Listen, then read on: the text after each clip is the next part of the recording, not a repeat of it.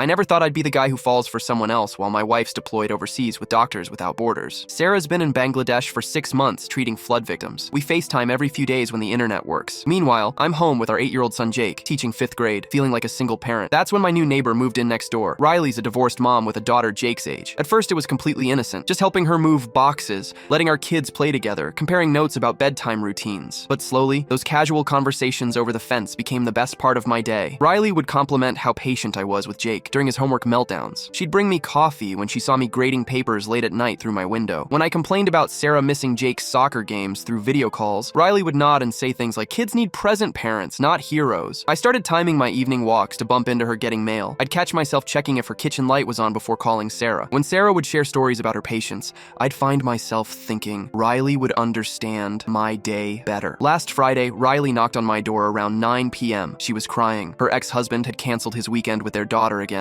and she felt completely alone. I invited her in for tea. We talked for 3 hours about everything. Our marriages, our kids, our fears about raising children practically alone. When she leaned against my shoulder on the couch, I didn't pull away. "You know we're both in impossible situations, right?" she whispered. "Sarah chose saving strangers over being here for her family. My ex chose his new girlfriend over his daughter. Why are we the ones suffering for their choices?" That moment hit me like ice water. I gently moved away and realized how close I'd come to betraying everything I believed in. I was having an emotional affair while my wife was literally risking her life to help others. I walked Riley home and immediately called Sarah, even though it was 4 a.m. her time. Through tears, I confessed everything. I expected anger, accusations, demands for divorce. Instead, she was quiet for a long time. Then she said something that completely broke me. "I've been so focused on saving everyone else that I forgot my own family was drowning. I'm requesting transfer home." We promised each other we'd never let work come between us, and I broke that promise first. 2 weeks later, Sarah was back. We started counseling immediately. Riley moved away the following month. Turns out she'd been planning it before we even met. Her ex lived across the country, and she wanted their daughter to have a relationship with her dad. The real kicker? Last month, I found out Riley's ex-husband is deployed military. She'd been through the exact same situation I was in, just from the other side. We were both looking for someone to understand our loneliness, but we almost destroyed our marriages instead of fixing them. Sarah and I are stronger now than we've ever been. She took a position at the local hospital instead of overseas missions. I learned that emotional affairs happen gradually, one innocent conversation at a time, until suddenly you're choosing someone else over your spouse. Sometimes the person who saves you from making the biggest mistake of your life is the person you almost lost everything for.